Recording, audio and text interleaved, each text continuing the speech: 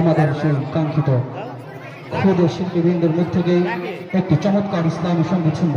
এই পর্যায়ে একটি দলীয় সঙ্গীত উপস্থাপন করছে মাদ্রাসাত তাসকিয়া লিল বানাতের এক ঝাঁক খুদে শিল্পী গোষ্ঠী।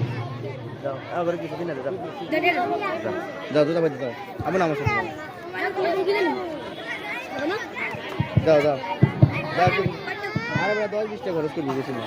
দাও টাকা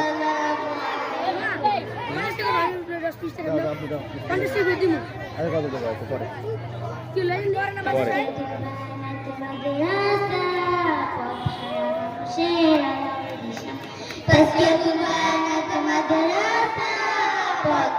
মানুষের আলোর দিশা।